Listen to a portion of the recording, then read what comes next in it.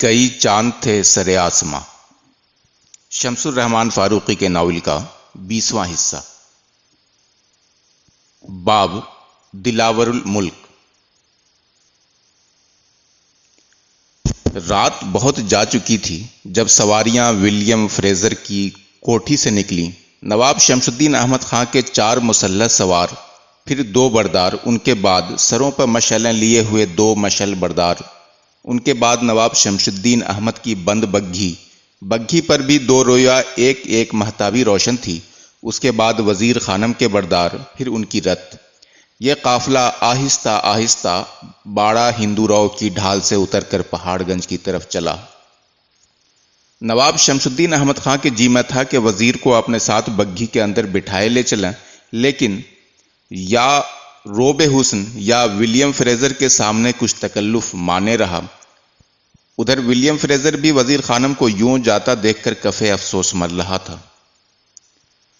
بادلوں سے ٹپکتی ہوئی دھند ہر طرف پھیل رہی تھی، راستے سب سنسان ہو چکے تھے۔ خواجہ باقی باللہ صاحب کی درگاہ پر البتہ ابھی چہل پہل تھی۔ شہر کے جن علاقوں پر بادشاہ کا براہ راست تسلط تھا، وہاں اور خاص کر فتح پوری کی جامع مسجد سے لے کر حویلی تک چاندنی چوک میں اور علی مردان خان کی نہر کے کنارے دونوں طرف روشنی کا انتظام تھا۔ وہ پہاڑ گنج سے نکل کر ترکمان دروازے کی طرف جانے کی بجائے ذرا لمبے راستے سے ہو کر اور کچھ چکر کھا کر فتح پوری کی جامع مسجد کے پیچھے نکلے۔ وہاں سے راستہ آسان تھا، لیکن شمس الدین احمد کی سواری کا جلوس سرکی والا میں وزیر کے دروازے تک ساتھ گیا۔ وزیر جب رتھ سے اتر کر اپنے دروازے کی طرف چلی تو نواب کا ایک سوار بھی گھوڑے سے اتر کر اس کے ساتھ بڑھا، اتنے کہ دروازے پر دستک ہو اور دروازہ کھلے۔ سوار نے جھک کر وزیر کو سلام کیا اور بولا، نواب صاحب حضور کا ایک پیغام ہے، گستاخی نہ ہو تو عرض کروں۔ وزیر کا دل ایک لمحے کو زور سے دھڑکا۔ فرمائیے۔ سرکار نواب دلاور الملک فرماتے ہیں کہ امروز و فردا میں بازدید کی کوئی سبیل نکلے گی؟ اس استفسار کا مفہوم وزیر پر بالکل عیاں تھا۔ نواب شمس الدین احمد جاننا چاہتے تھے کہ وزیر ان دنوں کسی کی پابند تو نہیں ہے۔ زہ نصیب سرکار کب تشریف آوری کا خیال رکھتے ہیں؟ کل ہی کسی وقت اگر ممکن ہو۔ کوئی 4 گھڑی دن رہے اگر سرکار کو فرصت ہو۔ بہت بہتر، آپ کو صبح اطلاع ہو جائے گی۔ یہ کہہ کر سوار واپس ہوا۔ ادھر دروازہ بھی کھل چکا تھا۔ وزیر اندر جا کر سیدھی اپنی خوابگاہ میں چلی گئی۔ اس کا دل امکانات کے تصور سے لبریز تھا۔ صبح کو پہلا کام وزیر نے یہ کیا کہ گھر کی صفائی اور تھوڑی بہت آئین بندی کا اہتمام کیا اور نواب شمس الدین احمد خان اور ان کے گھرانے کے بارے میں معلومات مختلف ذرائع سے مہیا کیں۔ یہ زمانہ وہ تھا کہ نواب شمس الدین احمد اور ولیم فریزر کے تعلقات میں تلخی پوری طرح سرایت کر چکی تھی۔ اپنے چھوٹے سوتیلے بھائیوں امین الدین احمد اور ضیاء الدین احمد سے انہوں نے بہت پہلے ہی بگاڑ کر لیا تھا۔ گھر میں 2 بیویاں پہلے سے تھیں، لیکن ان سے وہ خوش نہ تھے۔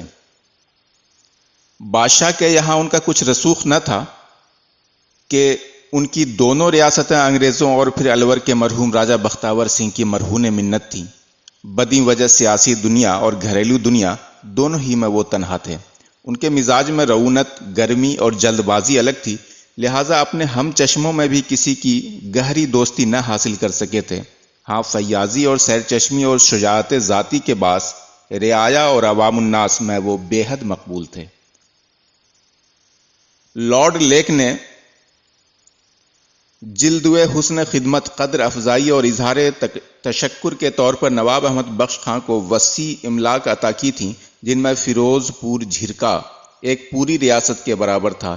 الور کے مہاراجہ بختیور سنگھ نے بھی اکرام و قدر افزائی کی غرض سے احمد بخش خان کو لوہاروں کی ریاست ہی نہیں، اپنی معشوق اور محبوب عورت موسی کی بہن مدی بھی بخش دی تھی۔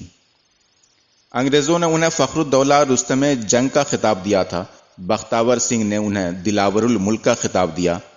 اس طرح نواب احمد بخش خان اپنے زمانے کے بڑے لوگوں میں شمار ہونے لگے۔ انگریزوں سے ان کے مراسم دوستانہ اور کم و بیش برابری کے تھے۔ موسی اور مدی کم اصل عورتیں تھیں۔ ان کے مذہب کے بارے میں بھی یہ ٹھیک سے معلوم نہیں، شاید ہندو ہوں گی، کیونکہ یہ بھی سنا گیا ہے کہ مہاراؤ راجہ بختاور سنگھ کی وفات 1815 پر موسی ان کے ساتھ ستی ہو گئی تھی، لیکن حسن صورت، خوش سلیقگی اور اپنے مرد کو پوری طرح اپنا حلقہ بگوش بنا لینے میں دونوں ہی عدیم المثال تھی۔ جلد ہی مدی کے وطن سے احمد بخش کے یہاں ایک بیٹا شمس الدین احمد خان، پھر ایک بیٹا ابراہیم علی خان اور 2 بیٹیاں پیدا ہوئیں۔ ابراہیم علی خان کی موت طفولیت ہی میں واقع ہوئی۔ اسی اثنا میں احمد بخش خان نے برلاس مغل خاندان کی ایک حسینہ بیگم جان سے شادی کر لی۔ ان کے وطن سے احمد بخش خان کے گھر میں 2 بیٹے امین الدین احمد اور ضیاء الدین احمد اور 5 بیٹیاں پیدا ہوئیں۔ شمس الدین احمد سب میں بڑے تو تھے ہی، باپ کی طرح وجیح اور خوشرو، تحصیل علمی میں بہت ذکی، ذاتی لیاقت اور انتظامی امور کی اہلیت اور استعداد میں طاق، امیرانہ مزاج، اللہ نے انہیں سب کچھ دے رکھا تھا۔ اس کے باوجود اس بات کا کچھ بھی امکان نہ تھا کہ وہ باپ کی مسند پر متمکن ہو سکیں گے۔ ان کی ماں نہ صرف غیر کفو تھیں بلکہ نواب کی منکوہہ بھی نہ تھی۔ سارا گھرانہ ان کے خلاف تھا، لیکن مدی نے اپنی حکمت عملی اور احمد بخش خان کو خوش رکھنے میں اپنی جاں فشانیوں کے باعث ساری مخالفت کا سدباب کر ڈالا۔ نواب احمد بخش خان نے مدی سے باقاعدہ نکاح کر لیا اور انہیں بہو خانم کا خطاب دے کر اپنی محل ہونے کا اعلان کر دیا۔ ساتھ ہی ساتھ نواب شمس الدین احمد کو فیروز پور جھڑکا کی نوابی کا جانشین بھی مقرر کر دیا۔ اس طرح شمس الدین احمد اور ان کی والدہ کی حیثیت چشم زدن میں سمک سے اٹھ کر سریا بوس ہو گئی، لیکن بیگم جان اور ان کی اولاد کی ناخوشی اور بھی بڑھ گئی۔ ان کی مخالفتوں کے باوجود احمد بخش خان نے فروری 1825 میں ایک وصیت نامہ ترتیب دے کر اس پر جنرل اختر لونی اور سر چارلس مٹکاف کی گواہی کرا لی۔ اس وصیت نامے کی روح سے احمد بخش خان نے فیروز پور جھرکا کی مسند پر شمس الدین احمد خان کو اور لوہارو کی مسند پر بیگم جان کے فرزند کلاں امین الدین احمد خان کو اپنا جانشین مقرر کیا، لیکن اس وصیت نے شمس الدین احمد کو مطمئن کیا اور نہ امین الدین احمد خان کی والدہ کو۔ بڑی اولاد سلبی ہونے کی حیثیت سے شمس الدین احمد خان بخیال خود دونوں ریاستوں پر استحقاق رکھتے تھے۔ دوسری طرف امین الدین احمد خان اور ان کی والدہ کو زوم تھا کہ شمس الدین احمد خان کی ماں سے ان کے باپ نے شمس الدین احمد خان کی پیدائش کے بعد نکاح کیا تھا، لہذا شمس الدین احمد خان نہ صرف کم اصل ماں کے وطن سے تھے بلکہ اس اصول کے مصداق بھی تھے جس کی روح سے اولاد اسی کی ہے جس کے بستر پر پیدا ہو۔ لیکن انگریز قانون وراثت کی روح سے غیر منکوحہ عورت کے وطن سے متولد سلبی فرزند نرینہ کا استحقاق باپ کی املاک و ترکہ پر اسی قدر اور اسی طرح تھا جس طرح منکوحہ عورت کے بیٹے کا ہوتا ہے، اور انگریزوں میں رائج دوسرے قانون کی روح سے جسے پرائمو جینیچر یعنی جیٹھ وانس یا وراثت خلف اکبر کہتے تھے، بڑا بیٹا باپ کے تمام ترکے کا بلا شرکت غیر مالک ہوتا تھا۔ احمد بخش خان کے بھی دل کو یہ خلش بار بار سالتی تھی کہ میرا گردن افراز اور خود سر بڑا بیٹا میرے بعد اپنے سوتیلے بھائیوں کو چین سے نہ رہنے دے گا، اور نہ ہی اس کے سوتیلے بھائی اس کے ساتھ وہ مواخات اور تعظیم برتیں گے اولاد اکبر ہونے کی وجہ سے جس کا استحقاق وہ رکھتا تھا۔ وہ اسی ادھیڑ بن میں تھے کہ معاملے کو کس طرح سر بر کیا جائے کہ میرے بعد میرے بیٹوں کی دولت، لیاقت اور عزت آپسی مناقشوں میں ضائع نہ ہو کہ جنرل اختر لونی کا انتقال ہو گیا۔ تمام انگریز زعماء و حکام میں وہی ایک ایسا تھا جس پر احمد بخش خان کو پورا اعتماد تھا کہ وہ میرے خانوادے کا بے لوث بہی خواہ اور میری اولاد کا سچا مربی ثابت ہوگا۔ چارلس مٹکاف سے بھی ان کے مراسم شگفتہ تھے، لیکن اختر لونی والی بات نہ تھی کہ اختر لونی نے خود کو پوری طرح ہندی رنگ میں رنگ لیا تھا اور یہاں کے عمرا و فضلہ کے مزاج و منہاج سے ہمدردانہ واقفیت رکھتا تھا۔ اس کے برخلاف چارلس مٹکاف نئی نسل کا انگریز تھا، یعنی اس نسل کا جسے یقین تھا کہ ہمیں اہل ہند کی بہبودی کی خاطر ان پر راج کرنا ہے۔ طبائع اور لاہے حیات کے اس اختلاف کے باعث اہل ہند میں کوئی بھی ایسا نہ تھا جسے یہ گمان ہو کہ ہندی فرنگی بھائی بھائی بن کر رہ سکتے ہیں۔ فرنگی حاکموں کی نئی نسل کا ہونے کے باوجود اختر لونی کی تربیت اور سکندر صاحب کے گھرانے سے اس کے ربط ضبط کی وجہ سے ولیم فریزر کا طرز معاشرت البتہ پرانے انگریزوں سے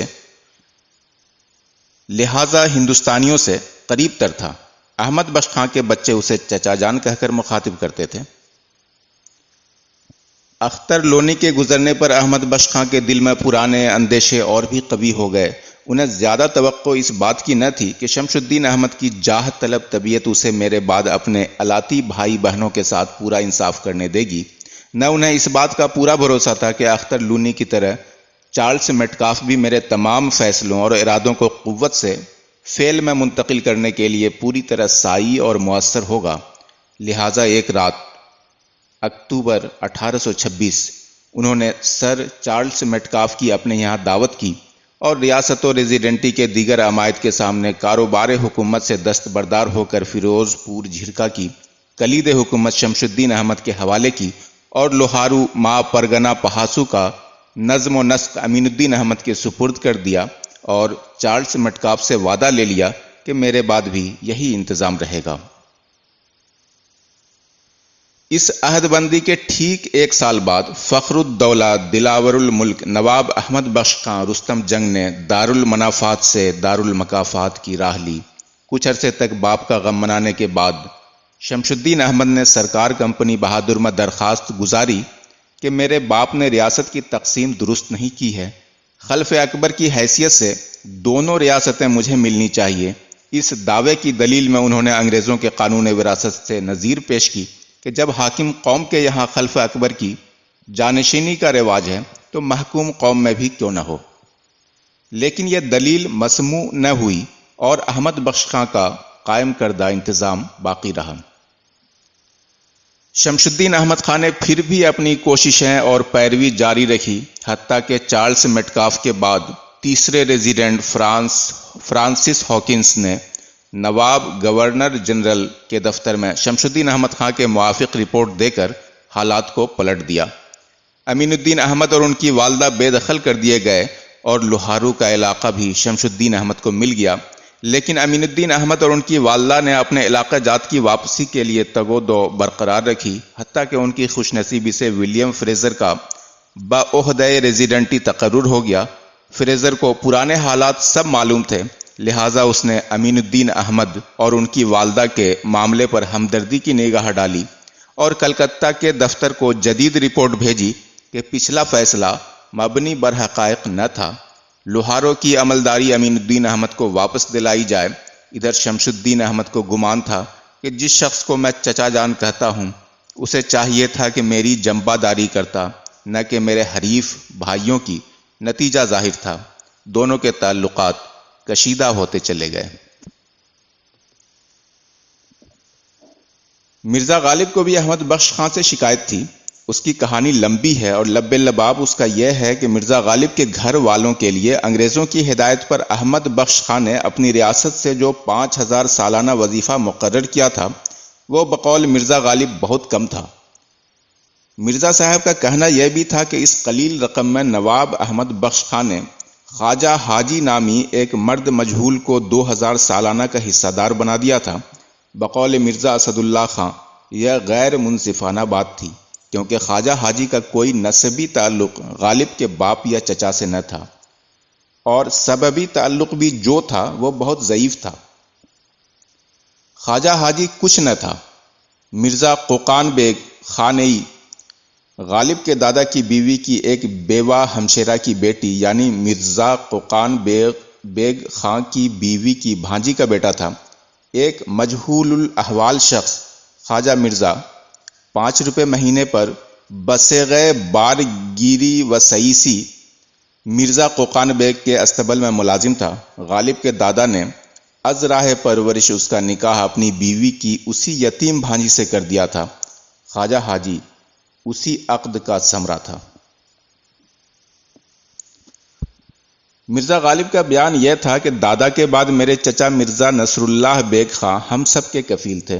حادثہ ناگہانی میں مرزا نصر اللہ بیگ خاں کی موت کے بعد ہماری تنہائی اور بے کسی سے فائدہ اٹھا کر خواجہ حاجی نے ہمارے خیام لوٹ لیے اور مرزائے مرحوم کے کمپوں کا سارا سامان حتیٰ کہ خیمے اور چھولداریاں، پالکیاں، فرش فروش سب لوٹ لیا اور اونٹوں پر بار کر کے نواب احمد بخش خاں کی خدمت میں بطریق نظر پیش کر دیا۔ احمد بخش خاں نے اس غداری کا انعام خواجہ حاجی کو یہ دیا کہ اسے نصر اللہ بیگ خاں کے پسماندگان میں شمار کرایا اور وظیفہ انگریزی کی 1/3 سے بھی زیادہ رقم اسے اور اس کے بعد اس کے بیٹوں کو دلوا دی۔ مرزا غالب نے اس معاملے میں کلکتہ جا کر مرافعہ کیا اور اپنے عرضی دعویٰ میں نواب شمس الدین احمد خاں کے خلاف بھی بہت کچھ کوائف درج کیے۔ 100,000 کوشش کے باوجود ان کا مرافعہ خارج ہو گیا۔ انگریز کی شکایت تو وہ کیا کرتے، دودمان احمد بخش خاں کی شاخ شمس الدینی سے ان کی شکایت برقرار رہی۔ نواب شمس الدین احمد خاں کے بھی دل میں مرزا غالب کی طرف سے گرہ پڑ گئی جو کبھی کھل نہ سکی، اور نہ طرفین میں اصلاح ذات البین کے لیے کسی نے کوئی کوشش ہی کی۔ یہ سب اس بات کے باوجود کہ مرزا غالب کے چچا مرزا نصر اللہ بیگ خاں کو نواب احمد بخش خاں کی ایک سگی بہن بیاہی تھی اور نواب احمد بخش خاں کے چھوٹے بھائی مرزا الہی بخش معروف کی بیٹی امراؤ بیگم کا عقد مرزا غالب سے ہوا تھا۔ ظاہر ہے نواب شمس الدین احمد خاں کے لیے یہ وقت ایسا نہ تھا کہ معاملات دل کا ایک روگ لگا لیں، لیکن عشق عظیم بسیار کردہ ہست و کند۔ ادھر وزیر بھی اپنے خیالوں میں گم تھی کہ میری بساط عمر پر ایک نیا شہزادہ آفتاب صفت طلوع ہونے والا ہے۔ مارسٹن بلیک اسے پیادہ صفت تنہا چھوڑ گیا تھا، اسے نہ جائے رفتہ نظر آتی تھی، نہ پائے مادن ہی کہیں دور دور تک ممکن تھا۔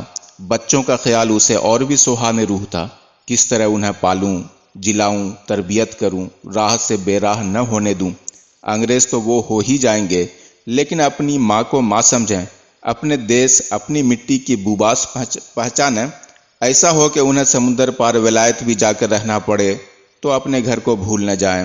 اور یہ بھی کیا پتہ کہ نواب صاحب استمراری طور پر مجھے مستحکم قبول ہی کر لیں، کیا معلوم صرف چند دنوں کا دل بہلاوا چاہتے ہوں، لیکن میں تو ان شرائط پر راضی ہونے والی نہیں۔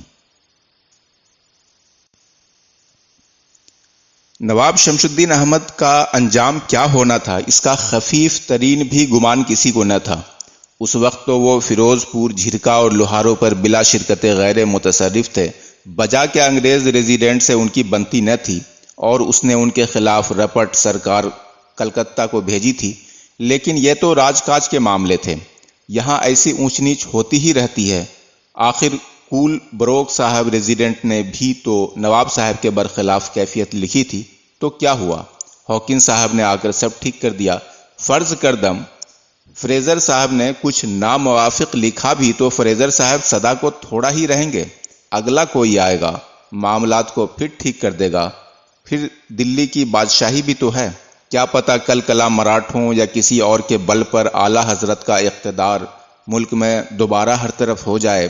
اللہ کے لیے کچھ مشکل نہیں، کیا پتہ اللہ میاں کو رحم آ ہی جائے۔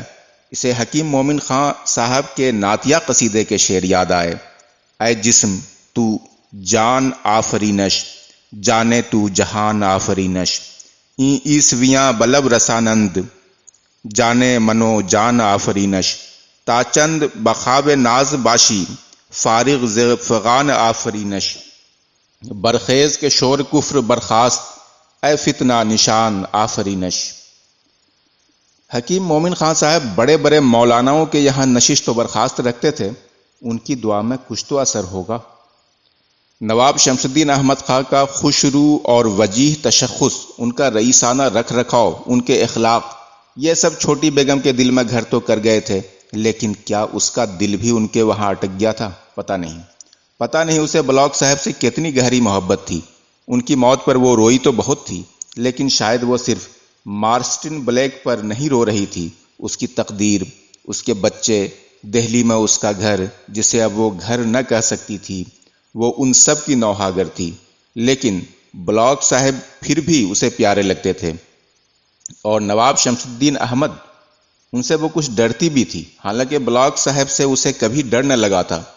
نواب صاحب ہزار اس کے ہم قوم تھے، لیکن خدا معلوم ان کا روب اس پر بہت تھا۔ اس نے سوچا کہ اگر نواب صاحب سے کوئی رشتہ رکھنا ہے تو اپنے دل سے ان کا روب نکال ڈالنا ہوگا۔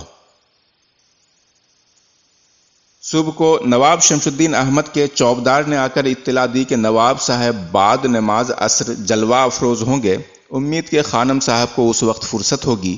وزیر نے جواباً کہلا دیا کہ ضرور تشریف لائیں، بندی کے دید و دل ابھی سے فرش راہ ہیں۔ چوبدار نے سلام کیا اور انعام لے کر رخصت ہوا۔ اس ارادے کے باوجود کہ میں نواب صاحب کے روب میں نہ آؤں گی، اس کا دل پھر دھڑکنے لگا کہ خدا جانے کس طرح انہیں برتوں کہ اپنی بات ہیٹی نہ ہو اور انہیں بھی آزردگی نہ ہو۔ نواب کی آمد کی تیاریوں اور اپنے کو درست و آراستہ کرنے میں وقت کس طرح نکل گیا اسے خبر ہی نہ ہوئی۔ وہ سوچتی ہی رہ گئی کہ عمدہ خانم سے کچھ گر گیان پوچھ لیتی تو اچھا ہوتا۔ وقت مقررہ پر کچھ ہی پل گزرے ہوں گے کہ سرکی والا میں ہٹو بچوں کا شور بلند ہوا۔ نواب صاحب کی انگریزی وضع کی گھوڑا گاڑی میں 4 عربی گھوڑے جتے ہوئے تھے۔ باہری اونچے بکس پر گاڑی بان سرخ بانات کے بانہائے سیسی میں ملبوس، گھوڑوں کے سر پر تاؤسی ترے، منہ پر ریشمی پوزی، سنہری دمچیاں، گاڑی بان کے ایک ہاتھ میں مرصع لگام، دوسرے میں چابک۔ گاڑی کے آگے 4 مسلح سوار، پیچھے 4 مسلح سوار، دونوں طرف 2 بردار تیز قدم چل رہے تھے۔ نواب صاحب پوری شان سے اترے۔ صدر دروازے پر وزیر نے خود تعظیم کی، جھک کر مبارک سلامت کہا، چاندی کے گلاب پاش سے ان کے کپڑوں پر ہلکے عطر کی پھوار ڈالی، گلے میں ہار ڈالا اور کہا، اے آمدنت باعث دل شادی ماں، زہ نصیب کہ آپ کے قدم اس حقیر کفش خانے تک پہنچے، ہم تنہا نشینوں کا نصیب آ جاگا، بسم اللہ تشریف لائیے۔ نواب نے اپنے گلے سے موتیوں کی ایک لڑ اتار کر وزیر کے سر پر آہستگی سے لپیٹ دی اور مسکرا کر بولے، اللہ حاضل قیاس، مجھے بھی یہاں آ کر دلی مسرت ہوئی۔ نواب کا ہاتھ اپنے ہاتھ میں لیے ہوئے وزیر انہیں اپنے چھوٹے سے دیوان خانے میں لائی۔ نواب ہر چیز کو بغور دیکھتے تھے، گویا گھر والی کا سگڑاپا اور سامان کی قیمت آنک رہے ہوں۔ وزیر کے پاس مارسٹن بلیک کی حویلی کا بہت سارا سامان تو تھا ہی، اسے گھر ٹھیک سے رکھنے کا طور بھی خوب آتا تھا، اور اس نے مارسٹن بلیک اور اے بی میم صاحب سے اس باب میں بہت کچھ سیکھا بھی تھا کہ گھر کی آرائش کا صاحب ثروت انگریزوں کو بھی اچھا ذوق تھا۔ وزیر کے گھر کی ہر چیز میں نفاست اور صفائی ستھرائی تھی، ایک خاموشی سی آرائش دکھاوے یا پھوہڑ پن سے کوسوں دور تھی، اور ان سے بھی بڑھ کر یہ ہنر تھا کہ جو چیز جہاں رکھ دی گئی تھی، چاہے آئینہ ہو یا تصویر یا کوئی گلدستہ، ایسا لگتا تھا کہ بس وہیں کے لیے بنی ہے۔ انگریزوں میں ایک عیب یہ تھا کہ وہ گھر کو عجائبات و غرائبات کا مجموعہ بنا دیتے تھے۔ لگتا تھا کہ جو چیز جہاں پائی اٹھائی لا کر گھر میں کہیں ڈال دیا، اور وہاں اس کے لیے ضرورت یا جگہ ہو یا نہ ہو۔ ان کی دیکھا دیکھی بعض ہندوستانیوں، خاص کر لکھنؤ کے عمرا کو بھی یہ شوق لگ گیا تھا، اور لطف یہ تھا کہ انگریز صاحب لوگ ہندوستانیوں کو اس خصلت پر ریش خندی کرتے تھے، اور یہ نہ خیال کرتے تھے کہ یہ تو انہی کی دیکھا دیکھی ہے۔ فینی پارکس نے اشرف الدولہ اور ان کے باپ منتظم الدولہ حکیم مہدی کے بارے میں وزیر کو باتوں باتوں میں بتایا تھا کہ فتح گڑھ کی ان کی محل سرا میں اتنا اور اس تنوع کا سامان ٹھسا ہوا تھا کہ کھڑے ہونے کی جگہ مشکل سے ملتی تھی۔ خیر، وزیر کے گھر میں حسن انتظام اور خوش سلیقگی کے شواہد جگہ جگہ موجود تھے۔ دیوان خانے کی کیفیت یہ تھی کہ ڈیہڑی سے نکل کر دائیں طرف دالان تھا، اس کے سامنے آنگن، اور دالان کے دوسرے سرے پر مستطیل کمرہ تھا جو لمبائی میں چوڑائی سے کچھ ہی زیادہ تھا۔ سارے کمرے میں قالین کا فرش تھا جس پر سفید چاندنی بچھی ہوئی تھی، کہیں کہیں چاندنی کے اوپر پھر قالین پڑے ہوئے تھے۔ کمرے میں 4 دروازے اور 2 کھڑکیاں تھیں۔ دو دروازے اور دونوں کھڑکیاں شرق رویہ تھیں۔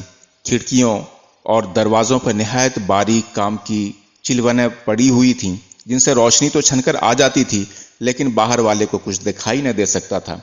ایک بڑا بلوری جھاڑ چھت سے آویزاں تھا۔ فرش پر رات کو کنول بھی لگتے ہوں گے، لیکن اس وقت روشنی کا مزید انتظام نہ تھا، کیونکہ کمرے میں قدرتی روشنی اچھی خاصی تھی، اگرچہ زوال آفتاب کو خاصا وقت گزر چکا تھا۔ کمرے کے مغربی سرے پر یعنی صدر دروازے کے ٹھیک سامنے صدر گاہ تھی۔ کمرے کی پوری چوڑائی میں دو موٹے گدے بچھے ہوئے تھے، ان پر کشمیری قالین تھے۔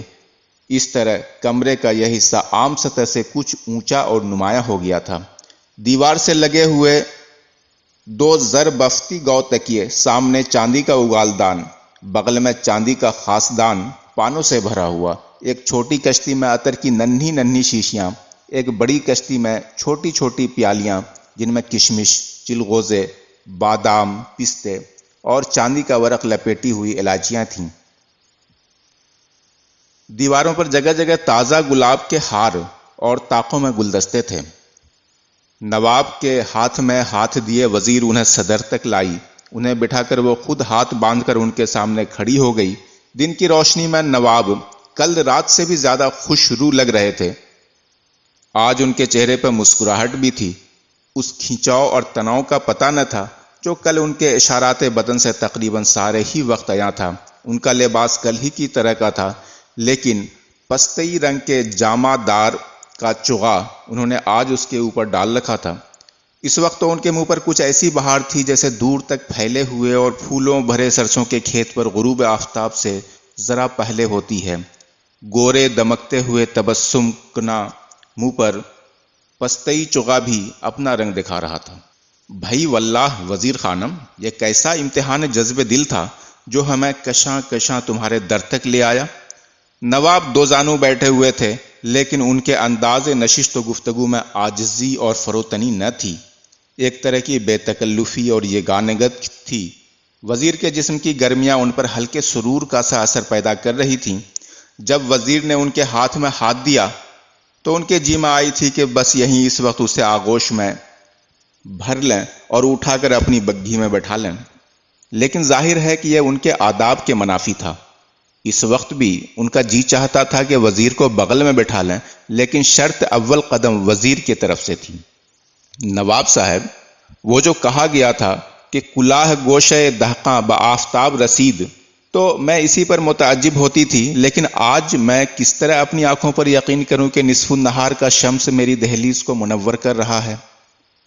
لیکن تمہارا چہرہ تو خود شمس بازغہ ہے بھائی واللہ، یہ سنہرا باریک دوپٹہ تو تمہارے روئے زیبا کے چاروں طرف ابر زرتار کی طرح ہے۔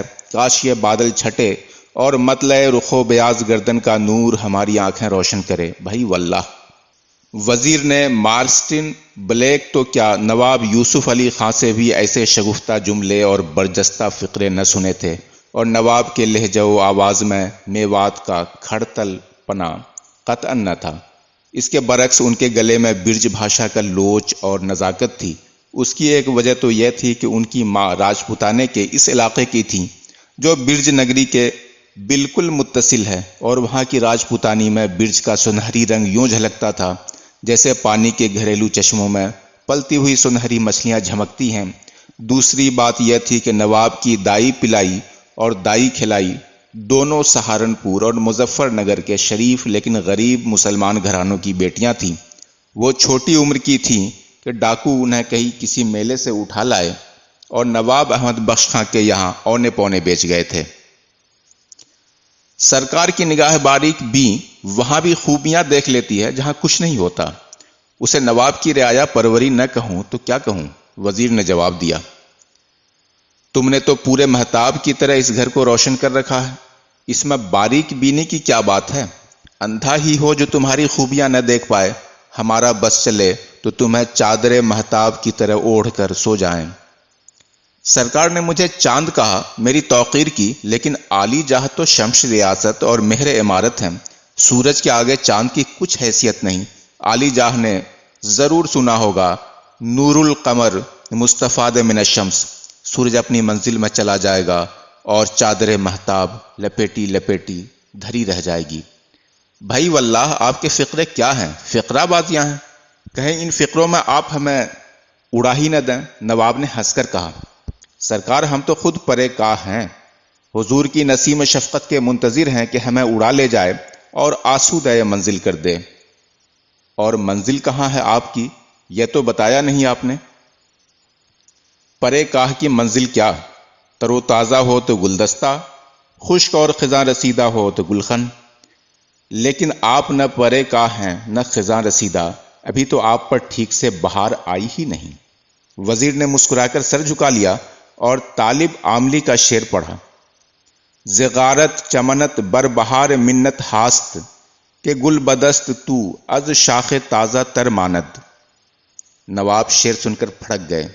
یہ بھی تھا کہ اس سے زیادہ کھلی ہوئی دعوت نہ وزیر کی طرف سے ممکن تھی اور نہ نواب کو قبول ہوتی۔ دونوں نے ایک دوسرے کا مدعا ٹھیک ٹھیک پڑھ لیا تھا۔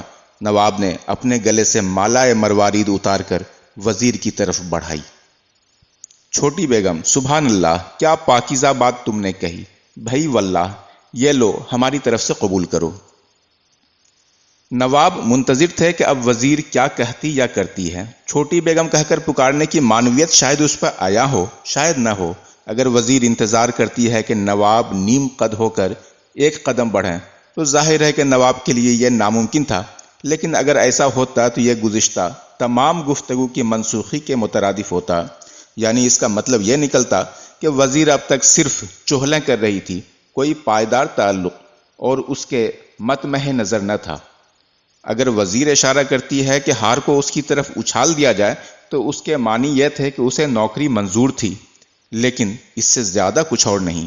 اور اگر وزیر خود ہی نواب کی طرف بڑھتی ہے اور ہار قبول کر لیتی ہے تو اس کے معنی یہ ہیں کہ نواب ابھی سوچ ہی میں تھے کہ اگر وزیر میری طرف بڑھتی ہے تو اس کے کیا معنی نکالے جائیں کہ وزیر نے اپنی جگہ پر دوزانو ہو کر جھک کر ہاتھ بڑھایا اور نواب کے ہاتھ سے ہار لے لیا، اسے آنکھوں سے لگایا اور گلے میں ڈال لیا۔ اب تو وہ نواب کے نزدیک تھی، لیکن یہ بات صاف تھی کہ وہ خود سے اس سے زیادہ آگے بڑھنے والی نہ تھی۔ نواب نے اسے غور سے دیکھا اور اس کے اندیے کو سمجھنے کی کوشش کی۔ گویا ایک شطرنج کا کھیل تھا جو وہ کھیل رہے تھے، اور دونوں کی ہر بات بہت سوچی اور تولی ہوئی تھی۔ پھر یہ بھی تھا کہ دونوں چاہتے تھے کہ کھیل کا انجام حسب دل خواہ ہو، لیکن کوئی بھی غلط اشارہ یا بات کو غیر ضروری طول دینے کا انداز کھیل کو خراب بھی کر سکتا تھا۔ نواب نے ہاتھ بڑھا کر آہستہ سے وزیر کا شانہ چھوا اور سنجیدہ لہجے میں کہا، آؤ ادھر آ جاؤ، ذرا دیکھوں وہ ہار تمہارے گلے میں کیسا لگتا ہے۔ میں زیادہ قریب کیوں کہ آ سکوں سرکار، ادب آب حیات آشنائی است۔ وزیر نے اپنی جگہ سے ذرا کھسک کر نواب کے قریب آتے ہوئے کہا۔ اب بھی دونوں کے درمیان ہاتھ ڈیڑھ ہاتھ کا فاصلہ تھا، لیکن دونوں کے چہروں پر اشتیاق کی لالی ہوئی لہریں مار رہی تھی۔ لفظ آشنائی نے ایک اور دروازہ کھول دیا۔ نواب نے ہاتھ بڑھا کر ہلکے سے اس کی ٹھوڑی کو چھوا، پھر اس کے منہ کو ذرا اوپر اٹھایا اور کہا، آشنائی میں تو بحر حسن کے پیرنے کی بھی دعوتیں ہیں، پھر ادب کہاں، شرط اول قدم آست کے مجنو باشی۔ ہم تو بے خطر گرداب میں کود پڑنے کے قائل ہیں، ذرا سنیے کوئی کیا کہتا ہے۔ گر حسن تو این چنی فزوں خواہد شد، کارے ہما کس مشق جنوں خواہد شد، در بحر غمت کشتی عقل صد نوح، مانند حباب سرنگوں خواہد شد۔ بھائی واللہ، اب فیصلہ آپ کے ہاتھ میں ہے کہ ہم ڈوبیں یا تیریں۔ کس کا ہے راز بحر میں یارب کہ یہ ہے جوش؟ وزیر نے ہنس کر کہا، جو کچھ ہے آپ ہی کا ہے۔ نواب نے اس کے لب و رخسار کو ہلکے سے چھوتے ہوئے کہا، راز بھی آپ کے، رازداں بھی آپ کا، ہمارے لیے تو آپ رازوں کا ایک پراسرار دریا ہیں۔ وزیر خانم، ہم بے سہارا آپ کے دریائے حسن اور اپنے دریائے شوق میں بہے جاتے ہیں۔ ایسے دریا میں بہہ چلے ہیں آہ، جس میں ٹاپو نہیں ہے، ناؤ نہیں۔ عالی جاہ، آپ ہی دریا ہیں اور آپ ہی ٹاپو۔ بھائی واللہ، ہمارے لیے سر ٹکنے کی جگہ تو آپ ہی کے پاس ہے۔ باقی آئندہ۔